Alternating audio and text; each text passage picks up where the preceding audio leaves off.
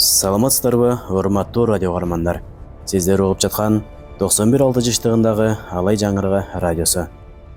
Сиздер Төлөгөн Касымбековдун Сынган кылыч тарыхый романынын кезектеги чыгарылышын тыңдай аласыздар. Студияда Абдырахман Абдибалиев. Өлбөгөн кулга жаз келди. Кыштын каардуу запкысынан жанчыла түшкөн адам бутун кере сунуп, көк чөпкө отуруп, терең дем тарта айланага жалбарып диктеди.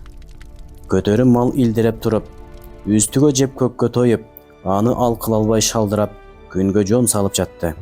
Күн эне сыяктуу мээр төгүп, челденин чери баскан далыларды жылытып, кан тамырларга кубат жүгүртүп, жамыга бирдей ыракым чачып жадырап турду.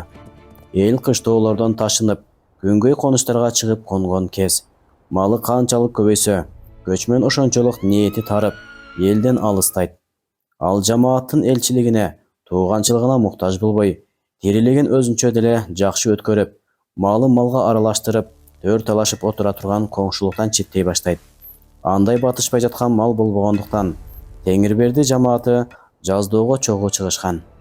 Нарыда дан багар атыккан бул жамааттын көрөр күнү көп малга байланган эмес.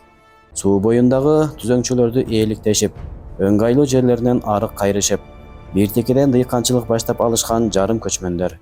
Кышкысын талканы үзүлбөйт. Жайкысын бирткелеп болсо да, жөйчөгүндө агы болот.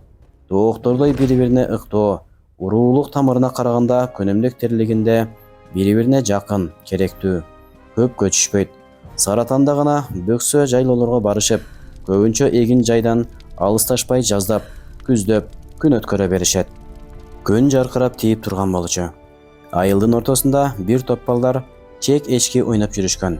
Эшиктин алдында Теңирберди, кул киши экөө таруу айдоого кам көрүшүп, жашкырчын алтыганадан жанчып, экөөлөп бурап, тиркиш жасап отурушту. Оозору кепти. Санем да анда-санда кепке аралашып коюп, ийик ийирип отурду. Теңирберди аба, деди күңкүлдеп кул киши. Сарыбай байкуштун алы кантты экен? Ой, алдында атың жок болсо, канатың жулган куш экен да адам. Карабайсыңбы? Ушул сары ат биртике эс алсын деп, силер менен кошо бара албай кала бербедимби баягы күнү? Жөөдөгү бир карыш жыла алар эмессиң. Теңирберди башын кейиштүү ийкеди. Кантмек эле. Эти бүт тытылган, эки айнектен ажыраган, жаткандыр кайран киши көөдөй түндө башына өткөрүп. Бүркүтүңдү урайын, ошону жалгыз кызындай көрчү эле, задиси жырткыч да, акыры жүрүп өзүнө чап салыптыр. Уккан кабарга караганда тамтыгы жок дейт го. Көр оозунан кайтыптыр дейт го Сарбай байкуш. Зайыбы шорду кандай күндө калды экен, деп шыпшынды Санем. Жалгыз кызы бар эле. Көр болуп калды, өзүнө жаман болду. Азайыбы эмне болмок эле. Бир күнүн көрөт да, өлгөндүн артында деле калат турбайбы, деди Теңирберди. Үйдө тулдун түбүндө Айзада жамаачы жамап отурган болчу. Бул сөздөр көңүлү кирдүү немеге катуу таасир кылды. Ал мелтиреп каңырыгы түтөп отурду. Айзада, деди тыштан кемпир. Кечинде отко шырагыбызды жагабызбы? Курай аз го. Бирдеме термелеп келсеңчи күндүдө балам. Айзада тыштагы кайнененин тажал көзүн көз алдына келтирди. Биртике токтосо чучука сайылган уу тил угаарын билет. Ал жамаачысын жүктүн каттоосуна тыга салды да ордунан леп турду. Дайыма элпек болууга тырышчу. Кайнененин көңүлү жылыр бекен дешүү. Дароо көтөрмө алып тышка чыкты. Тез кел, деп калды Санем. Айзадан ары барып ойноп жаткан балдардын арасынан Болотту чакырып алды. Жүр кичине бала, деди ал. Курай терип келебиз, жүр кагылайын. Болот кыйыктанып кыйшаңдап, жеңе, кардым ачты. Барбайм курайыңа, деп тартынып, бир басып кыңылдады. Оюндан картың тоебу? Тойбойт, кардым ачты. Кардым ачты. Экөөбүз таладан курай терип көтөрүп келебиз. Келгенден кийин ошол курайды жагып, сүт бышырып берем. Баса кой кагылайын. Айзада баланы пешенесинен сылап эркелетип койду. Бала жана түштү. Айзаданын колунан көтөрмөнү алып, так секирген бойдон жалт-жалт каранып алдыга чуркады. Темир шейит болгон жылы Болот 9да эле. Ана ыйлуу муңду 3 жыл өттү. Быйыл 12ге толду. Башта да атасы, энеси анча-мынча опузак кылышчу. Өзгөчө темирдин күйүтүнөн соң көзүнүн агы менен тең айланышып, баланы эркине кое беришкен. Айзада тиктеп отуруп, бул баладан темирдин үрөйүн көргөнсүп, Ошондонбу бир тууганындай ичи ийрилип, түндөй кара, узун көйнөгүн сүйрөлтүп, жоолугун буубай бош тартып ойго чөгүп келе берди. Кайда шашат? Жайдын эркек көпөлөгүндөй сергелең, жашчылыкка, сүйүүгө кумарлуу куш көңүлү кайда? Шат күлкүдөн, жүрөгкө жакын жылуу сөздөн жат. Мына быйыл кайнатасы уулуна аш берип, акыркы ариятын кылат. Салт ушундай. Төркүндөрүн чакыртып, айзаданын карасын алып, кааласа башын ачып, уруксат кылышы ыктымал. Жаздан бери жесирдин оюна ушулар түшө баштаган. Бир кур чын эле ыйдан кутулуп, көкүрөк татын жууп таштап, кандайдыр өмүр жыргалын, көңүл кубанчын башка жактардан издеп кете тургандай, бирдемелердин камы азыртан түшө баштагандай. Ээнчиликте күзгүдөн өзүн көккө тиктеп, көзүнүн алдын, бырыштарын сылап-сылап көрүп, эч бир чыдоого болбой тургандай болуп, ичи куйкаланып кетет. Айзада оор улутунда. Болот ага карабайт. Алдыда. Бала да эмелеке курсактын кейиши эсинен чыгып, жыттуу чөптөрдүн башын кармалап, булуттарга таңыркап, кээде көтөрмөнү таштап жиберип, сарала көпөлөктөрдүн артынан жүгүрөт. Канаттуу көпөлөк ободо делдектеп бийик көтөрүлүп, көгүлтүр закымга түнүп кетсе, артынан көпкө карап ээрчит. Көпөлөк кайрылабы? Болот көйкөлгөн жашыл чөптүн арасынан көтөрмөнү кайта издеп таап, чөп кычыштырган шыйрактарын тырмалап алып, көтөрмөнү сүйрөп андан ары жөнөп баратты. Чымчыктын тилинен башка эчтеме бейпилдигин бузбаган көк өзөн, өзүнүн бир конунда шалдыртап турган кашка суусунун жан терметкен жоо шабыртын ыксырап тыңшап, ошол кездерде да дайымкысындай мемиреп, башы улуу тоо, аягы үлбүрөгөн көгүлтүр мунарга төнүп, мелбилдеп керилип жаткан болчу. Күн жаркырап турган, аба тыптынч, көк өзөндү бойлоп, кашка сууну ар жеринен кыркып кечип, ийрилип тоо тарапка өткөн ак жолдун учунан караан көрүндү. 1, 2, 3. Караандардын куйругу үзүлө койбой, кумурска болуп сап тартып, акырын жылып, бирге бөксөгө кире көрүнбөй кетип, кайра чубалып чыгып ийрилип, улам берилеп, караандар чоңоюп, улам жакындап келе берди. Көч экен. Темир колун чекесине алып көккө тиктеди. Эң алдында көч баштары туу кармап келатты. Шыңгыр, шыңгыр, шыңгыр. Көч сүрдөөнү дүңгүрөп, сансыз коңгуроолор шыңгырап, шаатыттан кыйгап өтүп калды. Ошондо таруу жаңы корка кирип, шөкүлө болуп мөлтүрөп турган. Танбагарлар Теңирберди баштап, шаатыттын түбүндө кош курушуп, былтыркыдан калган карачкыларды таруулардын арасына кайра оңдоп коюшуп, бапыр-тапыр болушуп, келген таранчыларга биринчи сапкан уруп калган күн эле. Танбагарлар жолдун жээгине чуркап чыгышып, көчтү аңыз кылып карап калышты. Көч жай чоюлуп, кыңкылдап чубай берди. Жүгү зыңгырап, үстүндө калдуу килем, теке мүйүз түр салган кызыл шырдак жапкан, керилген каймал төөлөр мойнундагы коңгуроолорун шыңыратып, ак элечек кемпирлердин жетегинде жез буйлаларын чойдуруп каалгып, көч айдаган кишилердин бакылдаган үндөрү, ыкшоо өгүздөр ыңгыранып, энесинен адашкан кулундар чырылдап кичинеп, бирөөлөрдүн уйкулуу ышкырыктары, жүздөгөн туяктардын дүбүртү биригип, сүрдөөнү бузулбай көч агылды. Кимдердин көчү болду экен? Туусун карагылачы, деди Теңирберди. Ай көрүнөт. Айтам голу баргылардын көчү тура. Теңирберди жолго жакын басып, көч арасындагы эркектерге салам айтып, «Түштөнүп өткүлө баякелер» деп турду. Бул салт эрежеси. Жер алыс эле, жол алыс эле деп көчтөн кишилер салтка салттын жообун айтышып, ачык жүз менен ыраазычылык айтып өтүшө берди. Ой, суусун ичип өткүлө баякелер. Суусун болсо ичээрбиз. Нар бели талыбасын. Биз ыраазы. Жолуңар ачылсын баякелер. Айтканыңыз келсин Кутман кары. Көч алды көк өзөн бойлоп узап, көдүрөгөн майда бадалдуу жашыл адырга таянып, көч баштардын туусу кашка жолду ойурма өйдө кылкылдап баратты. Теңирберди ак сакалынын учун кармалап, кычыктары кызарган нуру өчө баштаган көздөрүн шалдырап ирмеп, каштарын үрпөйтүп, ой баскансып тынч тиктеп турду. Ушул элеттин күнү, башын бир жагына кыңырайтып, акырын сызылтып ышкырып коюп, 1000 жылы көч айдагандыр, көчү 1000 жыл ушинтип кылкылдап, түздөн тоого, тоодон түзгө чубагандыр. Баш калкалар бир бозуй, бозуйду көтөрө турган бир улоо, минерине ат, саанына бир уй, согумуна 10 жандык. Ушуну курап алса болду. Көйнөгү жок тери жонун жалаң этине кийип жүрсө мейли. Мурдун балта кеспей, кымыз уулап, жаңжал издеп, кутуруп чаап жүрмөй. көч-көчтөн кабар келгенде сый кийимин кийгизип, катынын бээсине, кызын ардактап айгырына мингизип алып, үйүн артып, чый ышкырып, оңжандыгын алдына салып, көч катарына түшө бермей. Урган коргону, тиккен багы барбы? Бир додо кый. Көө болгон 3 тоголок таштан башка неси калат көчүп кетсе журтунда? Дайыма кыймылдагы. Бут чечпес көчмөн тирилигине будоо болсо, алтында болсо буларга оор. Бар турманы ушул. Кылымдардын туман баскан арасына, ыңжыңсыз боз адырда томпойгон бейтинен бөлөк, бир белги, жарты таман из калтырбай, тоо шамалындай коргонсуз, баштоосуз жүргөн эл. Колдорунун кан тамырлары көгөрүп, тарамыштары терисине чыгып турган арык абышканын акылдуу көкүрөгү ушуларды тегеретип ойлоду. Түштөнүп өткүлө баякелер. Жер алыс эле, жер алыс эле. Көч жарым ичинде ак тайлактуу топ көрүндү. Чапчактай кара бие минген зайып, жүгүнүн үстүнө кызыл шырдак жабылган каймал жетелеп келет. Ак тайлак жай булутундай таза. Селкилдеп логлоп, кайра жөн басып, энесинин артында. Айрымач ээрлүү жорго тай минген жаш бала демитип, камчы менен түртүп коюп, ак тайлактын жинине тийип ойноп келет.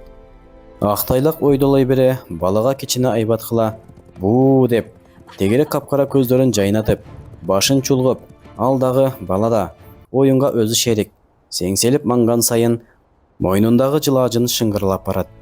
Алардын соңунда үйдүн бойго жеткен кызы. Кыздын мингени күмүш жабдыктуу тору кашка айгыр.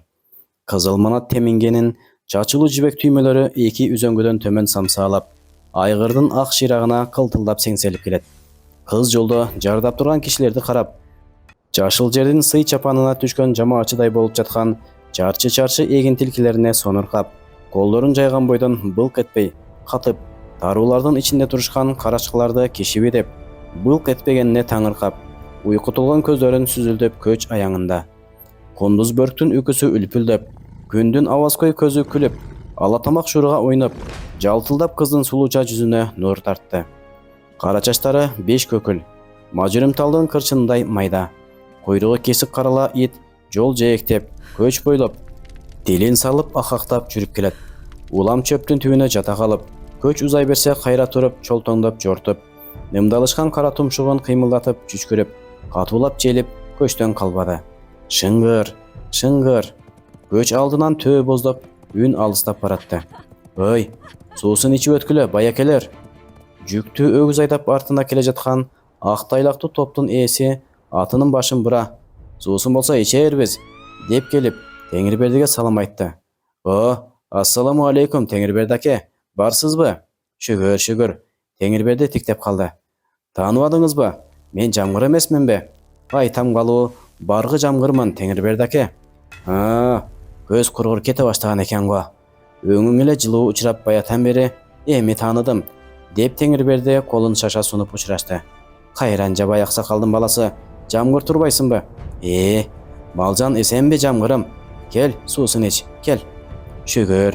Ушинтип эл арасында, көч арасында кыбырап жан баккан болуп жүрөбүз, Теңирберди аке. Жол боюна көтөрө чыккан жанаштан кырма кесеге толтуруп кымыз коюп, темир суна берди. Жамгыр ат үстүнөн туруп, кымызды бир тартты да, "Ой катын, бир аз тизгин тарта тур. Ой, суусун ичирип ал балдарга", деп кыйкырды көчкө. Ошент, аркаңгы көч кысып келгиче. "Ал темир, суусунду ошол жака алып бара койгула", деди Теңирберди жигиттерге. Эшим чанашты шап ийинге салып, темир кесени алып чуркады. "Эсен болсоң болду жамгырым, кеп эсенчиликте. Кай жайлоого тарттыңар?" "Быйыл Миңбугу жайлай турган болдук, Теңирберди аке. Бийлер андан нары таласка мал ашырып, Аулия атага орустун соодагерлер каттап турган имиш. Ошол талас аркылуу мал ашырып сатабыз дейт. Болуптур дедик. Элден калбай көчүп келатканыбыз." Деди Теңирберди, көзүн кыймылдатып ойлонуп калды. "Набы бар жака ыктап бараткан экенсиңер. Түзүк. Орустан келген соодагерлер эмне алып келип жатышыптыр? Куралдыр да?" "Жок, алар курал сатпай калыптыр эми. Тиги казактын чөлүнөн бери карата жер жайнап, орустан көп аскер келаткан имиш дейт. Соодагерлерин бакылайт имиш дейт. Бир дары жер ченейт имиш дейт. Кудай бетин көрсөтпө. Эмне кыларын билишпейт. Кокондо кымкуут болуп жатыптыр." "Ушул сөзүң жаңы экен. Темир менен эшим каймал жетилеген Зайыпка жетип кымыз сунушту. Зайып кесени колуна алып, эми оозуна жакындатканда бери жактан тору тайын ойдулатып, уулу барды. Эне ооз тийбей бере салды. Ме, иче кой, каралдым. Бала терли мурдун бышылдатып, кымызды аптыгып жутtu. Зайып андан кийинки кесени да биртикке татып туруп, тамагынан өткөрө албай: "Бей мырза, кагылайын. Эжекеңди келдечи", деди. Темир: "Ала бериңиз байбиче", деди акырын адептүү. "Кымыз бар." Зайып түгөтө ичип, жигиттерди чын дити менен алкады да, ак каймалдын бойласын чоюп, бээсин теминди. "Чоң рахмат. Бактылуу болгула айланайындар." Темир кымыз кармап кырзга келди. Тору кашка айгыр сеңселген кара куйругун жайылта шыйпанып коюп, бышкырынып, ооздугун шылдыртатып, чөп башылап оттоп турган. Темир жакындаганда жыйрылып, боюн качыра берди. "Суусун ичиңиз, бийкеч." Көрктүү кыз карлыгач канат каштарын керип, үлбүрөп, биртике кылыксына жигитке асте серип таштап алып, кесеге анча да жүткүнбөй, өзүн сыпаа тутуп, акырын колун кесеге узатты. Ууздай билек агарып көрүнө, кош күмүш билериктери шыңдай түштү. Темирдин жүрөгү алып учту. Кыздын бир да сепкили жок. Чумуртканын агындай найын жүзүнөн көз ала албады. Кыз кесени ала берейин дегенде, ал кыздын бир салаасынын учун кесенин түбүнө кошо кармады. Кыздын ак жүзүнө кан толкуп кетти. Кара көздөрүн мөлтүрөтүп, алдында дал болуп турган кең көкүрөк, чытыраган кызыл жигитти таң калып, бир тиктеп алды. Темир колун акырын бошотту. Кыз сыр бербей кымызды алып, бир кылк этти да кайра сунду. "Ичпедиңиз, Сулуу кыз ыраазычылыгыбы, акырын башын ие сүзүлүп, жүзүнө азем, жумшак жылмаюу жаратты. Анан акырын тизгин какты. Тору кашка лепилдеп жүрүп берди. "Колун кармап адепсиздик көрсөттүм, көңүлүн кирдеттим, деп пушайман жеп, Темир ичи сыйрылып, артынан карап калды. Эмнеге жылмайт экен? Жигиттин көңүлү бир сынды. "Кайыр, жолуң ачылсын жамгырым. Кайыр, айтканыңыз келсин Теңирберди аке. Жакшы калыңыз." Кыздын атасы Теңирберди менен кыйкырап кушайтышып, өгүзүн шаштырып айдап, Темирдин жанынан өтүп кетти. "Кайыр жигиттер, кайыр, жакшы барыңыз." Көч узарып, көк өзөн бойлоп, жал камыштардын дүң күйгөн дарактын далдасына кирип, шыңгыр-шыңгыр, коңгуроо үндөрү бастап, алыстап баратты. Теңирберди таруу жайга карай басты. "Ушул аптанын аягында биз дагы үйлөрдү өйдөлөтөбүз", деп кобурады жанындагыларга. "Мына, элеттин күнү ушул. Ата көрүү. Мындай карасаң, элеттин жападан жалгыз куттуу күнү да ушул көч үстү. Жогу, баары бир дүрбөп, жамачылуу болсо да көйнөктөрүн жууп кийишип, күн ылгап, алдынан жайлуу конуш, жаңы ырыс тилеп, сары жылдыз менен тең туруп, эртелек жүк коюп, көчүп чыгат. Көч үстүндө курсактын ачтыгы, токтугу унутулат. Көч үстүндө эки туугандын таарынычы, эки уруктун кастыгы мындай ташталат. Алар көч үстүндө бирине бири көмөк кылуу карызын эстейт. Көч үстүндө беш көкүл кыз менен боз уландын үзөңгө кагыштырып, катар бастырышы эрөөн эмес. Көчтүн алдын тосуп түштөндүрмөй, түштөнбөсө ат жалынан суусун берип, абал сурап коюш, оогон жүгүн оңдошуп, улоо айдашып, жериңдин четинен узатып коюш бабадан калган нарк эле. Куру дегенде ырым түзөп, жандап ат бастырган болуп, тиги кашка ойрумадан нары өткөзүп салбадыңар. Карап турсаң бириң былк этпедиң." Темир сүйүнүп кетти. "Эшим экөөбүз узатып коелу", деди. "Танбагабыз деп жүрүп, журтчулукту унутуп алышыптыр. Жанынан өтсөк иттен чыгарганга да жарашпады деген кинеси болот. Ошондон кутулуп койгула." Темирдин мингени соорусу чаар, ак көз, сары жорго эле. Жорго көкүлүн серпип, күчтүү, тарамыштуу буттары менен чөптөрдү шатырата аралап, ээсинин колун карыштырып элирип баратты. Эшимдин кара быштысы салпылдап желип, жоргого бир жанашып, бир башын тартып койсо сопоктоп, артта калып, кайра текиреңдеп, куйрук улаш. Темирдин көзү ак тайлактуу топту издейт. Жүрөгүнө сызылып, качанкы бир кумарга, жаштык илебине жык толгон абан кирип, ал сезимге кармала элек, күдөмүк арзуу мас кылып, кайрымчысы кайтпай тургандай болсо да, бир үмүт сыяктуу бирдеме аны учуруп келатты. Арбаңыз байаке, улоо бели бек бекен. Бар болгула жигиттер. Кудайга шүгүр, улоо бели жакшы." Темир көч кишилери менен жооптошот. Эшим эчтемени ойлонууга чамасы жок. Ала өпкө кара быштынын башы менен убара. Темеке, жайырақ жүрчү. Темир аны бир карап тизгинжиди. Темирге канат бүткөндөй, Эшимдин көңүлүнөн гана өтө албай, кызып калган ак көздүн башын сүйөп тартып, Эшимге жал карап, эгер ал дагы ынтылып чүй десе, ага миң ыраазы болуп, жоргону дуулдатып жел менен жарышчудай. Көктү сагынып боосун тытып качкан куш сыңары, көздөрү жайнап, кан толкуган кызыл жүзүнө бир сабыр коо, бир үмүт калкып чыгып, талпынып келатты. Көч катары менен жигиттер кызыл бешик өңүргөн келини бар топко жакындашты.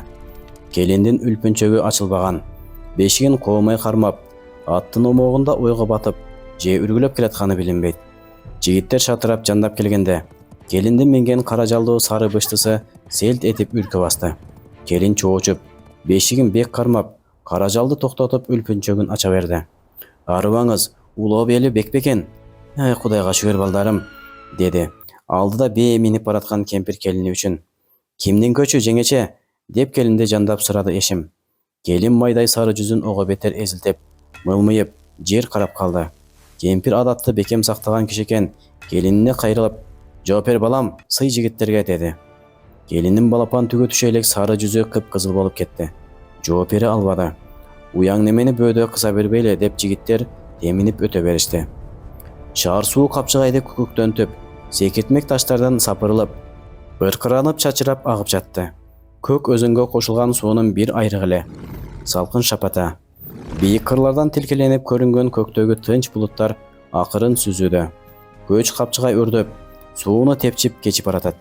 Созолонгон ышкырык, "Ха, хо" деп улоого дем берген каңыр добуштар капчыгайга толуп, эңилчек баскан майда аска таштарга жаңырыктап жатты.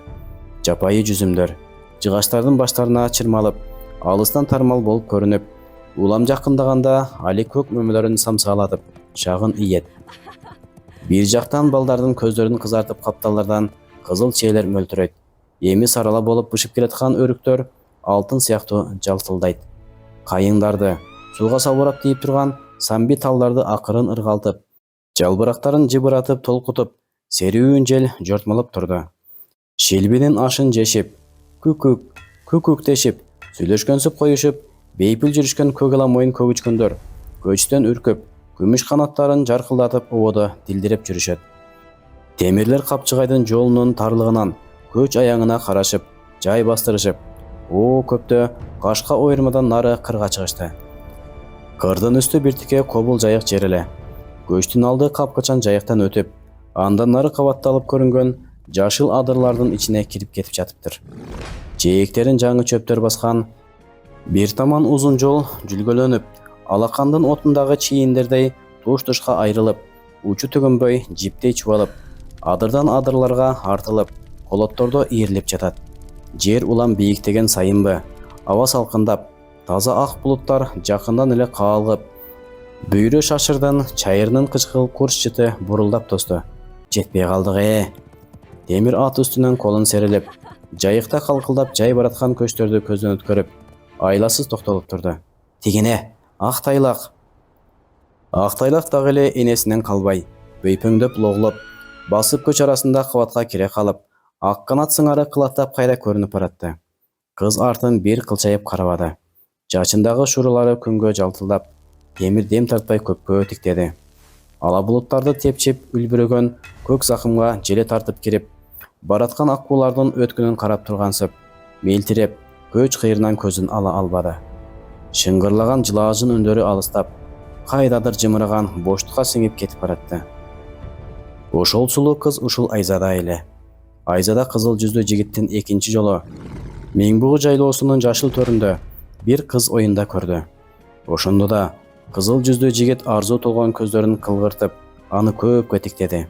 Кыз оюн деген кыз оюн да, кызды, күйөөнү алкап, көңүл ырларын, наз ырларын сызылтып, кыз оюн гүлдөп, күүлдөп жатты. Айзада тең туштарына аралашып, өзүн алаксытты. Бирок кызыл жүздүү бейтааныш жигиттин алдыртан серп салуусунан кутула албай койду. Бул ким? Бул эмне көп тиктейт? Сулуу кыздын жүрөгү коопсунап, кызыл жүздүү бейтааныш жигиттин алдында кандайдыр бир тартууну пайда болуп, корунуп, коркуп да калды. Ал көк өзөн бойлоп көчүп келе жатышкан күндү эстеди. Ошондо кесенин түбүнө кошо колунун учун кармап, наз кылган ушул жигит эмес беле? Жүрөгү дүкүлдөп кетти. Кызыл жүздүү жигит сылык сыпаа тутунду. Жаштык кумары жык толгон уккулуктуу үнү менен кыз оюнду телбертип көп ырдады. Ал канча узатып ырдаган сайын Айзаданын жүрөгү ыккоолжуп, бетине кан дүргөп, мууну титирей баштады. Кызыл жүздүү жигит бир кезде көч үстүнөн көргөн бир сулуу кызы. Ал сулуу кыздын үрөйү эч оюнан кетпей, анын үрөйү менен сырдашып, сыздап жүргөнүн, ошондон бери бир көрмөккө зар болуп, жер кезип издеп жүргөнүн сызылтып ырдады. Мен издеген кишимди, арзыган кишимди ушул жерден келип таптым деп айтып жиберет го деп Айзада апкаарыды. Баш көтөрө албай калды. Дуулдаган кыздар, бозуландар баары бейтаныш жигиттин ырынын сырын билип, акмалашып турушкандай. Айзадага ушундай сезилди. Бирок эстүү жигит андан нары өтпөй, өзүнүн сырын түшүнүп, жүзүнө кан дүргөп отурган кызга ыраазы болуп, ан сайын урматтоосу артылып, мырзалык көрсөттү. «Вайде, жан эритер ырың бар экен, курдаш», деди жигиттердин бири. Төрдө үлпүнчүк ачпай тою түшүп турган кыздын жанында суусар бөрк кийип, мөлтүрөп бактылуу жылмайып тынча турган күйөө бала темирди чекчейип тиктеп, «Курдаш, арзыганың ушул жерде окшойт», деп калды. «Коркпоңуз, мырза күйөө, менин издегеним башка». Өргө ичи дуу күлүп жиберди. Күйөө кулагына чейин кызарып, элге кошулуп аргасыз күлгөн болду. Ошондо Айзада да эл ичинде темирди бир жадырап тиктеп алды. Кара өзгөй адамдын иреңи жылаандай болот. Ичиндеги киринин баардыгы күдүрөйүп, бетине чыгып турат. Дили таза адамдын жүзүнөн гүл көрүнүп, көздөрүнөн жылдыз жанып турат. Бул былтыр өлгөн чоң энесинин дайым айтчу сөзү эле. Айзада ошону эстеди. Курдаш кызынын артына өтүп, кылтыйып жигитти таамай карап, жигиттин ачык жүзүнөн жан жылытар жылуулукту сезди. Көздөрүнөн кумар отун көрдү. Так ошол учурда темир анын көз карашын кармап калды. Бул сапар кыз көзүн ала кача албай калды. Эртеси кыздын бир жакын жеңесинен кызыл жүздүү жигит сөз айттырды. Айзада уялып, же баш чайкабай, же сезим ээрчитип баш ийкей албай, кан толкуп бети ысыды. Жолугууга чыга албай койду. Анын эртеси кызыл жүздүү жигит сабыры суз болуп, ээси колун көккө сунуп үн салып турганына карабай, жибек боозун тытып качкан балапан куш жөнүндө ырдап, алдынан дагы мендей кадырыңды билген, табыңды тапкан жолуксун, кадырыңды билер жолукпаса, кайда жүрсөң да, кайра мени эсте, күмүш канат шумкарым деп, зарлап калган мүнүшкөр жөнүндө ырдап, аттанып кеткенин укту. Эл чоң жайлоолордон кайра тартты.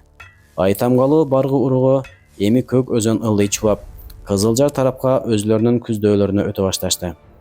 Данбагарлар да бөксө жайлоолорунан төмөндөп, кыштоолорунун тегерегинде алда качан кыркылай конуп отурушуп калышкан эле. Дагы тапырашып, адаттан карызын өтөшүп, суусун көтөрүп чыгышып, түштөнүп өткүлө баякелер, суусун ичип өткүлө баякелер, дешип жолдун жээгине чыгып жөнөштү. Жалгыз темир чыкпады. Өзүн сынга толбой калган неме катары санап, басынды, корунду. Эшимден бөлөк ким билет? Ага ушулда көптүк кылды, ушулда оор болду. Көзү көз жакта, салтанат менен дуу шаң менен опур-тобур болуп, кылкылдап чубап жаткан көп көчтүн арасынан ак тайлакты издеп жатты. Этекте көк өзөндүн эки айрык болуп ийрилип аккан жеринен кырчын кечип бери чоюлуп чыккан топтун арасынан же ак тайлакпы, же кемпирдин чоң орогон элечегиби бирдеме кылактап чыкты. Темирдин жүрөгү зырптей түштү. Көзүн тартып алды. Экинчи өйдө карай албады. Теңине албай койгон кишинин көзүнө кантип көрүнөт? Арсыз окшойт. Дагы оозун жалжайтып, жолго чыгып карап турганын карачы, дейт го. Темирди кара жер араан көтөрүп турду. Ал көздөн буйга суу жээктеп түшүп кетип калды. Жүздүн жылуулугу көңүлдү жылытат. Көңүлдүн жылуулугу кишилерди сырдаш, дос кылат. Өйдө төмөн өткөндө бирине бири саламдан башка карызы жок. Жамгыр менен Теңирберди ошол жүздүн жылуулугунан астейдил сыйлашып калышкан эле. Жамгыр аталаш тууганы Кул Баатыр дегенде кошуп, эки үйү Теңирбердинин айылынын четине келип, дөшкө тарта жүк түшүрүшүп, түштөнүп калды. Теңирберди да буга жетине албай, бапырап сүйүнүп, бир жагы адаттын карызынан кутулмакка, кечинде эки челек бозону көтөртүп алып, өрлүктөп, Жамгырдын алдына салам айтып барды. Жамгыр үй ууктарын гана тикелеп, башын беректирип байлап, үстүнө түндүк жабуу жаап, сайма алачык кыла койгон. Нары катарына Кул Батыр алачык тикелептир. Түштөнү деген ушул. Саймы алачыктын ичине кем батат? Күнгө какшыбасын үчүн казан табагын, мал жарып кетпесин үчүн майын, сүзмөсүн гана калкалайт. Жаш баласына көлөкө болот. Жамгыр тыпырап, зайыбына мурда өзү чуркап, таңылчагынын бирин чечип жиберип, шырдак, төшөк алып, аларды сайма алачыктын жанына шашылып жая салды. Келиңиз Теңирберди аке, келиңиз, деп жүрөгүн ачып, меймандарын төшөккө чыгарып калдастады. Жөн сурашып, Санем кемпирдин сүзүп алып келген бозосунан бирден кесе ичишип, бир пас убакыт өткөн соң, Жамгыр сыңар тизелеп обдула төш жака үн берди. Айзада, кагылайын. Биймырза кайда жүрөт? Көрүнбөйт да, айтчы. Биймырзага жандыкты бери имерип келсин, ошентче айланайын, деди. Нарытан бир колтук курай терип алып келаткан кызыл көйнөк кыз Жамгырдын сөзүн токтоп укту да, макул дегендей башын ийкеп, анан курайын ошол жерге таштай коюп, төш жака кетти. Биймырза төштө жандыктын артында жүргөн эле. Жамгыр кызын карап туруп кубанып, биздин жаман кызыбыз ушул, деп койду меймандарына. Теңирберди башын ийкеңдетти. Болсун. Ай эми өсүп калыптыр, болсун. Дагы бир сууга сиер тентегибиз бар. Жамгыр төш жака дагы көз жиберип койду. Жандыктын артында жүрөбү? Эркек бала да, мал ээси да. Эми, эптеп жалгыз эжесине ат казык болуп, анан баягынын баласы дедиртип тири жүрсө, ошо канемет да бизге. Болсун. Бала кубаныч, бала ырыс.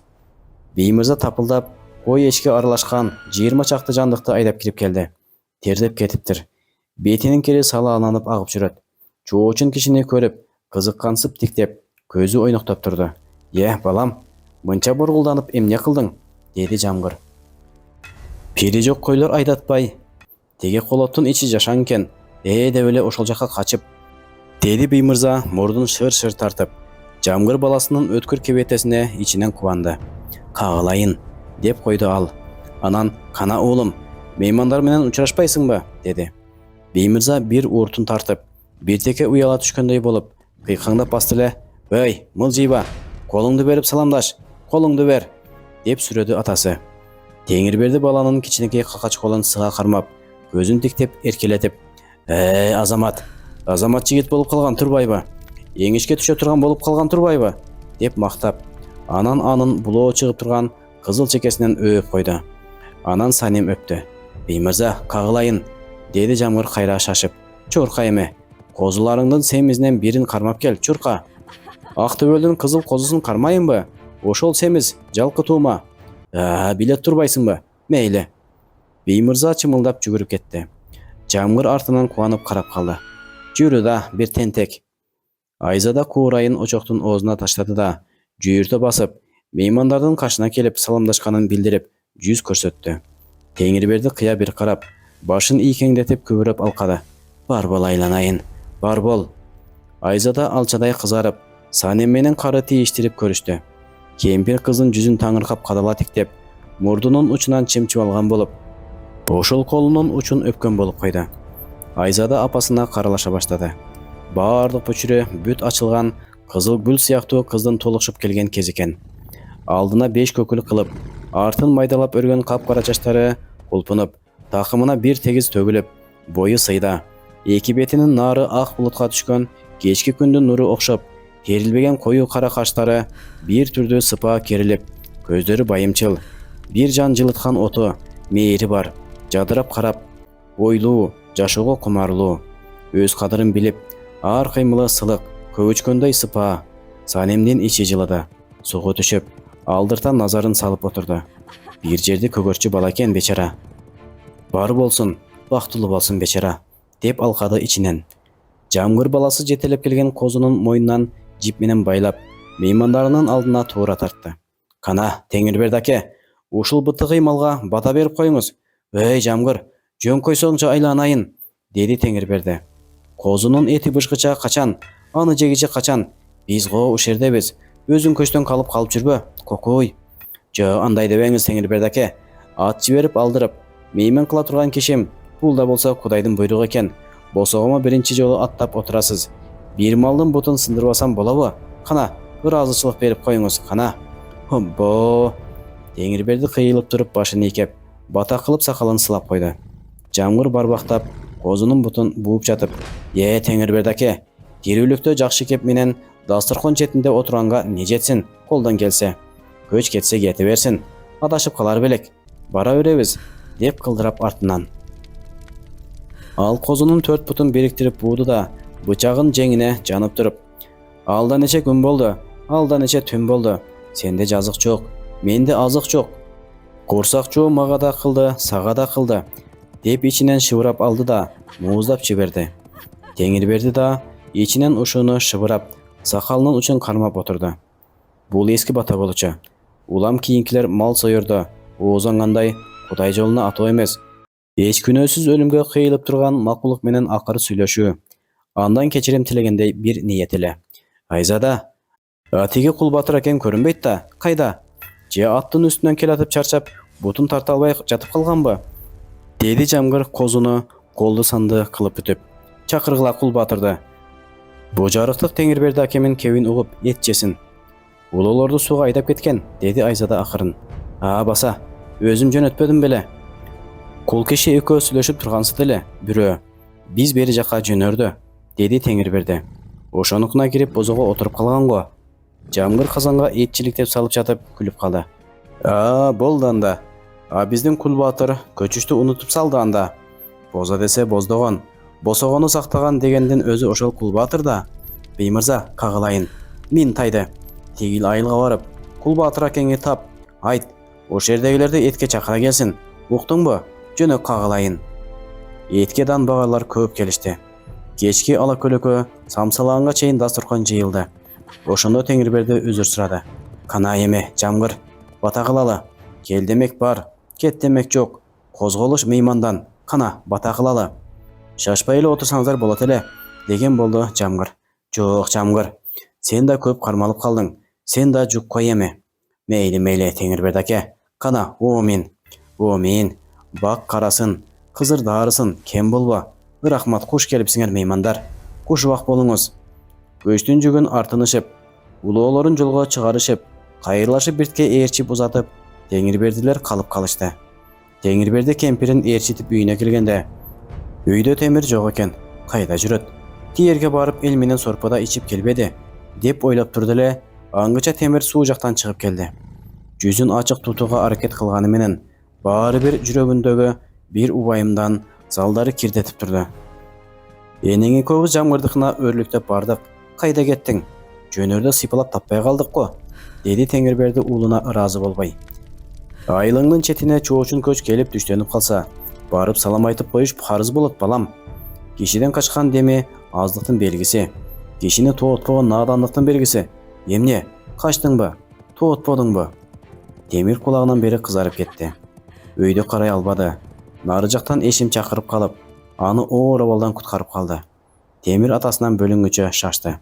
"Эшим, дайыма жаркылдап жүргөн таза дил эшим. Мына дагы жадырап турат. Өрөпкөп диктейт. Оюнда эмне бар? Оюнда оюн бар, тамаша бар." Темирдин кабагы ачыла түштү. Эшим бет келишери менен колун артына ала коюп, "Колумда эмне бар? Тапчы", деди көздөрү кутуруп. "Эмне бар? Койсоңчу ушул табышмак оюнуңду. Баягыда артынан керели кечке ээрчитип, акыры бир кара тумшок курттун өлүгүн көрсөттүң." Башка убак болгондо Темирди дагы көп кызыктырып, артынан ээрчитет эле. Бул сапар Эшим өзү шашып, өзү алаканына өңүлүп, акырын колун ача баштады. Анын арбайган 5 салаасынын арасынан өтө кынапталып бүктөлгөн кызыл шайы чүпүрөк көрүндү. Эшимдин көздөрү ойноктоп Темирди карады. Темир таң болду. Кештелүү жүз арчы. Эшим жүз арчыны өйдө кармап, өзү да эми көрүп тургандай эле суктанып, Темирдин бетине жакындатты. "Эмне экен?"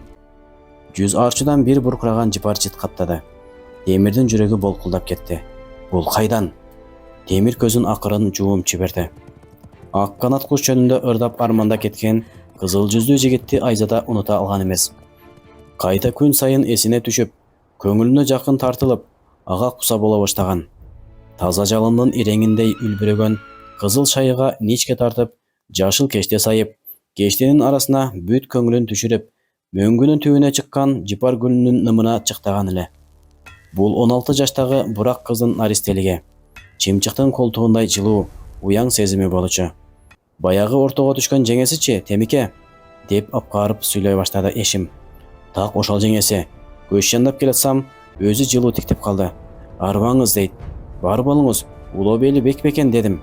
Шүгүр деген болуп, анан эки жакты абайлап карап алып, баягы ырчакең көрүнбөйт да, дейт шыңкылдап күлөт. Коңулга кирип кеткенби дейт. Эртеден бери издеп таппайм. Бир жака кетип калганыңды ошондо эле сезип алганбы аку? Билбейм иши кылып. Темирдин жүрөгү болкулдап кетти. Эшим көзүн чекирейтип, анан Темике, колум сынат деп баштады. Колун кармадым. Кудай Темике, түгөңгүрдүн колу ушундай бир жумшак экен. Узатпасаңчы, анан. Түгөңгүр жигит, кысталышта колумду кармалайсың да, алсаңчы тез муну, дейт. Карасам ушул, бүктөлүү бойдон экен. Коңулга кире качкан акеңе берип кой. Эси болсо өзү билет, кимдин белеги экенин. Билбесе өз арманы өзүндө, деп дагы бирдеме айтайын дегиче, арттан эриби, бир күл түйгөн киши келип калды. Эчтемени билмексен болуп четке чыгып астыра бердим. Эшим дилдиреп сүйүнүп, Темирдин көзүн тиктеп турду. Ошо Темир нымшып кетти. Ал жүрөк толкунунан, бактыдан шалдырап, эч сөз таппай кеңирип туруп калды. Ушул окуядан кийин Темир менен эшим ай тамгалы баргылар жака эки барып, жашырын бир жолу Айзада менен жүз көрүшүп кайтышты. Айзаданын кайны бар экен. Кызылжардан төмөнкү отурукташып, сарт атылып кеткен карабагыш уругунан дейт. Окаттуу, туугандуу жеримиш. Жыл сайын жамгыр базарга түшкөндө мал айдабайлы барып, ошол кудаларынан кызыл жабар базарлыгын кылып келет дейт. Айтымда калың көп өтүп калган сыяктуу. Темир баарына баш байлады. Боз куроо түшкөн кеч күздө Айзада данбагарлардын босогосун аттады. Артынан Кул Баатыр баш болгон 25 киши менен жамгыр өзү кууп келди. Ушуну күтүп, бүт данбагар атыккан Көлдөйбай уругу чогуу турган эле. Айылдын үстү жагына келип, камчысы менен бөйрөгүн таяп туруп, "Эй Бекназар Баатыр, чык бери!" деп катуу үн салды Кул Баатыр. Бекназар кайта кыйкыртпай, жамгырдын алдына чыкты. "Чык дедиң, мына чыктым, куда алдыңа." "Эмне сүйлөйсүң Баатыр? Кайдагы куда? Мен куугунчумун. Көпкөн экенсиңер. Көппөгөн ушуну кылабы? Көппөгөн сөйкөсү бар кызды ала качабы? Кана, жообун айт", деп муңайып жамгыр кордулган кишидей. "Жаке, аттан түш. Айтар дууңду аттан түшүп айт. Чабар кылычыңды аттан түшүп чап. Кел, түшүп болгон иштин жайын ук. Болор сөздүн жүйөсүн тыңда." Жамгыр кулак салбады. "Кайда? Жанагы Тилазар кайда?" Мунун жакшы жаке. Жүр. Сөздүн башын кызыңдын өзүнөн угуп башта." Айзада кыз келиндер толуп турган жаңы өргөдө болчу. Ошол жердеги бала бакыра, катын калач, кишилер үйрүлүп карап калышты. "Сура жаке, сурашка жолуң бар. Сөök сеники. Сөйкөлүү эмес, башы ачык 5 көкүл кызды зордуктап ала качкан жигитке бир гана жаза, ал жаза өлүм. Муну эч ким сурап жеңилдете да албайт, сурап оорлото да албайт. Үкем менен сырдашкан жок элем, акыл салбай, сүйлөшпөй капыстан алып келип калды. Кокус уурдап алып келген болуп чыгып калса, ана үкемди коргобаймын. Өзүм байлап беремин. Сура." Эгер кыз өз көңүлү менен качып келген болсо, акыйкат ошолордуку. Малы кетип артынан кууп келген малын алат, пулу кеткен пулун алат. Сура жаке. Айзада көчөгөдө экен. Ушуна келишти. Бекназар башын ийкеп, сура дегендей түр кылды жамгырга. Ар кимиси ар жерде катып, жамырап карап калган эл көбүр-шүбүр болуп түйчөлүп кетти. Жамгыр, "Айзада!" деди катуу. Айзада үн берген жок. Жамгыр дагы катуураак сурады. "Айзада, ушердесиңби? Эмне унчукпайсың? Мен атаңмын, үн бер." "Ушердемин", деди Айзаданын титиреген үнү. Былк этпей, дем тартпай эл тыңшап калды. "Эмне айтаар экен? Жаштык кылаар бекен? Кептен чалынаар бекен, балаң кургур. Зордук көрдүңбү? Уурдап келдиби?" Кыйлага чейин унчукпай калды Айзада. Кул Баатыр бирдемеден чекчей, көзү кызарып өрөкпөй баштады. Бекназар томсоруп кетти. "Дагы сура" дегендей ишара кылды жамгырга. "Айзада, коркпо кагылайын. Мен турам го жаныңда. Зордоп алып келген болсо, зордоп алып келди деп түз айт. Коркпо Айзада." Айзаданын титиреген үнү чыкты. "Жок." "Алдап алып келдиби?" "Жок." Жамгыр ээрине өбөктөгөн бойдон туруп калды. Тегеректеги эл жаш келинди алкап, дуулдап кетишти. "Айзада, көзү агып отурган Шорду апаңа эмне деп айтып барайын, я?" деп жамгыр жөнөй берип, сурап тыңшап токтой калды. "Батасын берсин", деди Айзаданын чыйралган үнү. Жамгыр шалдырай түштү. Ошентип Айзада өз бактысын өзү тандаган эле. Ошентип өз бактысына өзү бычмачы болгон эле. Таштуу башат конушунда угузбады беле. Ал жерде туугандары темирдин сөгүп жаткан жери катары көрүшчү. Эң акыркы зыяпатында, ошол уузган маалында, аткара тил болгон жай алды маалында аш аты кылып ошол жерде өткөрүштү. Зайыптар үн тартып, туугандар кемегенин башын тегеректеп, түгөл туруп өкүрүп, арбактын эң акыркы карызынан кутулушту. Айзаданын карасы алынды. Кошолгосун жетелеп, Жамгыр аштын ариетине келип кеткен болчу. Анда оозду барып, кызынын тагдыры жөнүндө кудасына кеп чыгара алган эмес. Сатып чегиче шашып турган экенсиң кудам, дегенде катуу сөз угуп калбайын деп чоочуган эле. Кызынын карасын төркүн алат. Жамгыр баштап 3-4 киши катын-калач келишти.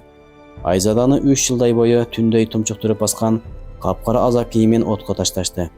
Төркүндөрү алып келген ак көйнөктү кийгизишти. Башына ак жолук салышты. Бул азанын бүткөндүгүнүн белгилөө эле. Эми кайната, кайын-журт келинге уруксат кыла берсе, эрк ошолордуку. Же туугандардын бирөөнү неке кыйып алып калышса да, жол ошолордуку. Неке кыйышка ылайыктуу эркеги жок болуп калган кезде, келиндин эрки кетем десе алдын тоса алышпайт. Салт ушул. Жамгыр оозу менен айтпаса да, кебетеси менен, мамилеси менен Теңирбердиге жалынып, шорбаскан Айзаданын өмүрүн, тагдырын ошондон тиленип, делбиреп жүрдү. Бирок Теңирберди бүркөө болду. Келиндин башын ачуу туурасында ооз ачкысы келбеди.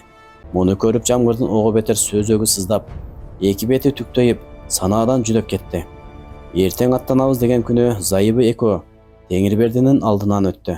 Кудам, деп андан нары батынбай, бир көгөрүп, бир кызарып туруп калды Жамгыр. Зайыбы анын кайгысын тартышып, үнсүз бышактап ыйлап отурду. Теңирберди да жертиктеп, кандайдыр жаман кабарды сезгенсип, иреңи кубулуп кетти. Жамгыр чымырканды. Кудам, Кудай дешкен Кудай элек, кантели, тагдыр ушул экен. Кудай бизди айрыды. Жамгыр жашып кетти. Айланайын кудам, сен дагы баланын атасысың. Жаш эле жаштыгына күй, чорду Айзадага уруксат кыл. Сөздүн ордуна Теңирберди болоктоп ыйлап жиберди. Жамгыр кудасынын ийилгенин көрүп, эркеп кетип, кошо өңгүрөп, кудасын басып кучактады. Айланайын жан кудам. Тыяктан Санем озондоп чыкты. Ого кой, темир эми чында өлгөн турбайбы? Кокой. Теңирберди ката түштү. Жок, кудам, андай сөздү оозанба. Мен темир өлдү, айрылдым. Эми келинимден тири айрыларга алым жок. О, кудам, ушундай ташбоор белең, баш байлары жок дейсиңби? Жамгыр нес болду. Куда, айланайын куда, дегенден башка сөзгө жарай албады. Көзүнөн жаш тегеренип кирбейди. Угуп отурган кул киши ортого түштү. Кудалар, ыйлашпай, чарпышпай, сөзгө келгиле, деп кейкейип каада айтып калды. Кара баштуу адамдын тагдыры турат ортоңордо. Жети өлчөп бир кескиле. Ырас, Жамгыр куда, алып кетем деп эле алып кете албайсың. А сен ава, келинин башын байлап неке кыйып коеруң болбой туруп, башын ачпайм дешең сеники туура эмес. Кул кишинин каада сөзү эки куданын кулагына кирбеди. Бара-бара ортодогу сылыктык чек, урматтоо кетип, эми кудалар бирин-бири заардуу тиктей башташты. Бул жакшылыкка алып барбайт. Койгула эми кудалар, койгула. Жаман сөзгө өтүшпөгүлө, койгула. Эмне, жаман сөзгө барыша турган иш барбы арыңарда? Жок. Сен Жамгыр куда, чеки сүйлөгөн жоксуң. Кызыңдын алдында аталык карызыңды жолдодуң. Ак сөз айланайын. Сенин ордуңда ар ким ошону сурамак. Жамгыр бүк түшүп ыйлап жиберди. Сен, Теңирберди аба, келинди кетирбей турган болсоң, анын камын ойлон. Жок, андай ылайыктуу адамың болбосо, келиндин багын байлабаганың жакшы. Муну ойлон. Теңирберди кул кишини беттен алды. А сенчи, сен ойлонбойсуңбу? Кул киши ыйбаа кылып тайсалдай түштү. Ойлонолу, баарыбыз эле ойлонолу. Ушунун баарын Айзада үйдүн сыртында, тушта туруп, угуп, көз жашын төгүп турду. Болот жеңесинин көзүндөгү жашты көрүп, ал жеңесинин ыйлабай жүргөн күнүн аз көргөн. Сабыры суз болуп, күмүш шолпунун чачыларын кармалап ойногонсуп тура берди. Үйдөн кишилер кыжылдашып жатты. Жеңе, сени алып кетеби? Деп кыңылдап, ошол алып кетебиз деген ким болсо да, ошого нааразы болуп, үрпөйүп сурады. Билбейм, деди Айзада. Көз жашын жеңи менен сүртүп, баланын бешенесинен сылады. Андан башка эмне дейт? Ага өз башы, өз тагдыры али белгисиз болчу. Кул кишинин каада сөздөрүн эки куда фурсатка алышпады. Жамгыр да көгөрдү. Жөнөп жаткан киши кетпей калды. Акыры айтылар сөз эле айтып, бул айылдын улуу, кичүү адамынын алдына ачык түшмөкчү болду. Теңирберди да көндү. Топ эртеси эле чогулду. Бир чоң ишке сөзү өтчүдөй болуп, кабакты салып таштап, ойлонуп басып, кул киши да келди. Жамгыр байкуш кичинекей көк сакалын эрбейтип, ар кимге жалбарып тиктеп, кызынын тагдыры үчүн ушул айылдын итине да үч тегеленип кетчүдөй. Айланайындар, садаган кетейин журт, Кудайга карагыла, садаган кетейиндер. Бекназар аксакалдардын этегине келип, мандаш урунду. Ал азыр башка туугандарынан айырмасы жок. Башында ак кийиз тебетей, бутунда көн өтүк, көнөргөн теке чалбар шымчан. 12 өрүм жоон булдурсундан башка жарагы жок колунда. Жан сактоонун түйшүгү аныда башка туугандарындай эле токубай минген сыяктуу. Жамгыр топ алдында өтүнүчүн айтты. Кызынын тагдырына арачы түшүп, уясына жылан кирген чымчык сыяктуу дилдиреди. Кагалайын журт, баарың билесиң, балаңар Айзаданы ала качып алды эле. Ошондо туугандары менен артынан кууп келдим. Кызды зордоп ала качса, ала качкан киши кимдигине карабай өлүмгө буйрулат. Журту көптүгүнө карабай айыпка жыгылат. Биз ушуга таянып келдик элек. Бирок менин демимди биринчи өзүмдүн кызымдын сөзү муунутту. Экинчи тиги Бекназар Баатырдын билгиликтүүлүгү кесип түштү. Жалганбы айланайын, Бекназар? Тизгиниме оролуп, көл чайпалса төгүлөт, эл чайпалса түгөнөт. Чабыштырба, Жамгыр аке. Айланайын, ачууланбай, 2 жашка оң карап туруп, ак бата берип коюңуз, деп өзүң жалгыз атыңды алдыма туура тарттың, камчыңды мойнуңа салып сабылдың. Ушунда көңүлүмдүн кири жуулуп, туугандарымды ээрчитип, жалгызым жаман жерге түшкөн жок деп кубанып аттандым. О айланайын журт, ушинтип Айзадам силерге келин болду эле. Жоо келди, хан чакырды деп, паңсат жигит жыйнады. Өзүң баш болуп Бекназар кошонго кеттиңер. Жазаты ушул жакта экен, темир кайтпай калды. Жамгыр башын жерге салды. Эми мынтип кудам экөөбүз топко түшүп отурабыз. Мага топтун кереги жок, Баатыр. Сенин гана бир ооз сөзүң керек. Бар, бара бер. Жесир биздики десең, турам да кете берем. Күйгөнүм жалгыз кызым, жаш эле. Чордуу балам, көңүлүнө отурбаган бирөөгө байланып, кор болуп калабы? Ушуну айтты да Жамгыр шөмтүрөп отуруп калды. Тым-тырс. Лам деген киши жок. Элдин баары алдыртан Теңирбердини карап калышты. А Теңирбердинин кабагы жазыла койбоду. Кана, не дейсиң Теңирберди? Деди аксакалдардын бири. Айт, бүлө ээси сенсиң. Неке кыярым бар десең, салтта, шариятта сен жакта. Жок, келин балама уруксат берем десең, эркта, айкөлдүк да сен жакта. Теңирберди мисирейип туруп, баягы сөзүн дагы айтты. Мен темиримден өлүм айрылдым. Эми келинимден тери айрыларга алым жок, деди. Уучум көр эмес. Темирим сынса болотум турат. Отургандар бирин бири тиктешти. Жамгырдын көзү чекирейип кетти. Эркек 12-синде, кыз бала 9-unda балакатка жетишет. Быйыл болотум 12-ге чыгат, нике буйруйт. Болотума нике кыйдырам. Айлана дым боло түштү. Бекназардын эки көзү Теңирбердиге шибегенин учундай кадалды. Теңирберди көшөрүп чертиктеди. Болбойт, деди Бекназар кесе. Отургандар селт тиктешти. Болбойт. Балаң келиндин жарым жашында. Бою да, ою да эки башка. Эки адамдын убалы уктатабы сени? Аба, Кудайга кара, ой аба. Теңирберди жини келип калтырай баштады. Карадым Кудайга. Мага ошол Кудай жол берди. Кудайдын шарияты жол берди. Болбойт дедим. Бекназар, Бекназар. О, Бекназар. Менин үйүмө киришпе, жетет. Темирди ээрчитип жүрүп өлтүрүп бердиң, жетет. Кудай ай, кайдасың? Туугандын зордугун көрсөткүчө. О, алсаңчы мени. Кишилер Теңирбердини жөөлөшүп, кайрат айтып калышты. Бирөөлөр Бекназарга иштен нааразы болуп, кабагын түйдү. Иреңине кызыл жүгүрүп, Жамгырдын чекесинен тер чыкты. Бул чатактын акыры эмне болоруна акылы жетпей, кул киши оозун алжайтып, дени өлүп турду. Кана, эмне дейсиңер? Деп кесе сурады Бекназар отургандарга кыдырата тиктеп. Бир аксакал күйшөлүп койду. Нурсуз кызыл көзүн алсыз илмегилеп сөз таппай калды. Ал мындай бүлө ээсинин эркине каршы, шарияттын эрежесине каршы бүтүмдү көргөн эмес. Ошондуктан маң болуп отурду. Бекназар да муну түшүндү. Алдагы кылымдар ыйык сактаган бүлө ээсинин укугун, айыл аксакалынын кадырын жалгыз өкүмдүк, өткүрлүк менен аттап өтүп кетүүдөн чочунду. Ал кандайдыр бир жардамга, сүйөккө муктаждыкты сезди. Болуптур. Келин мында келип айтсын.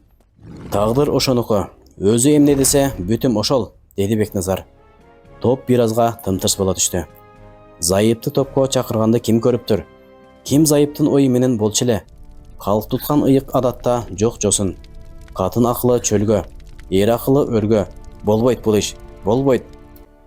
Токмогу күчтүү болсо, кийиз казык жерге кирет. Бекназар акең болтурам десе, болтурары ошол. Ким алдына чыгат? Өз айылында кебин эки кылганды жаман көрөт. Өйдө сүнгөн, басынткан киши көрсө, Бекназардын көзүнө кан толо түшөт. Колу дароо кылычына жабышат. Бул жанкечти, ошон үчүн баатыр. Топ ушундай адат менен адил жанкечтиликтин ортосунда кысылып турду. Бекназардын чымырканып жооп күтүп турушуна туруштук бере албай, тоскон суудай мелтиреп турган кишилер жандана түшүштү. Мейли келсин, өзү айтып көрсүн. Рас, тагдыр ошонуку эмеспи? Бул кишинин зайыбы жанына коштоп, Айзада жыйындын алдына келди. Бул айылга бүлө болуп келгенде 4 жыл айланып баратса да, жашы улуу адамдарынан алигиче качып, алдынан туура өтө элек болчу. Ак шалпар жоолукту үлпүжөк таштап, жүзүн, көкүрөгүн жашырып отурган улуу кичи эркек таналардан ыйба кылды. Ошонусу менен бир чети аларга урмат көрсөткөнүн билгизип четке келип отурду. Аксакал ал жакты тиктибей, бирок кебин ага багыштап, түзүк уксун дедиби? Кирки үнүн көтөрүп сөз баштады. Балам, бир жерде сенин тагдырың ортого салынып отурат. Сөздүн төркүнү сага белгилүүдүр. Көңүлүңдөгүсүн ортого ачык айтсын деп чакыртып отурабыз балам. Кана, эмне дейсиң чырагым? Ара бейиттей тымтырс болду. Үлпүнчөктүн ичинде Айзада жок сыяктуу. Ал былк этпеди, үн да дебеди. Көздөр ага жалбырап тигилди. Айзада дагы эле кыймылсыз калды. Кул кишинин зайыбы чыдабай, кагылайын, эсиңи жыйчы, кыйналбай көңүлүңдөгүнү айта салчы, деп акырын шыбырады. Үлпүнчөктүн ичинен азаптуу үшкүрүк жооп болду. Айзада, айланып кетейин, тартынба. Тартынсаң өз башыңа шор. Айтып кал айланайын. Эмне кыстайсыңар? Унчукпаса ыктыярын билдиргени ошол, деп чыкты тияктан кабыл. Тургандар дуу-дуу болуп, аксакалдар бийик ашуудан өткөндөй жеңилденип, жөтөлүп, бирин-бири тиктеп, эмки бүтүмгө камургансышып, ковураша башташты. Жамгыр жиндеп, бакырып тура калчудай кызы жакты карап катып калды. Ошол учурда элди селт эттирип, Айзада козголду.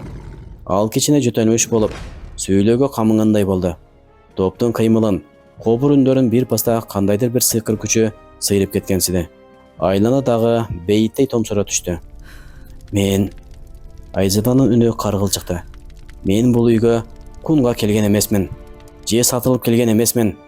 Мен көңүлүм сүйгөн киши менен качып келгенмин.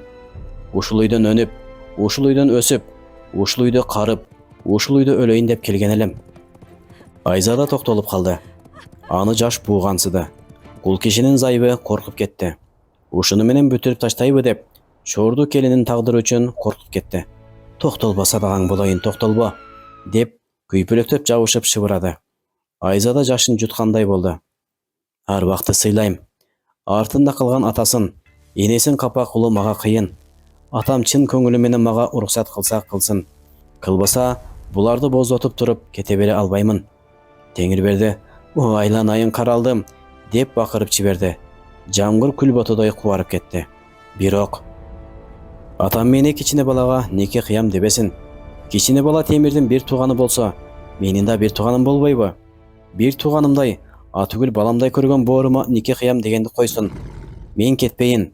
Чачымды желкеме түйүп, тебетей кийип, Темиринин ордуна темир болуп, бала болуп калайын.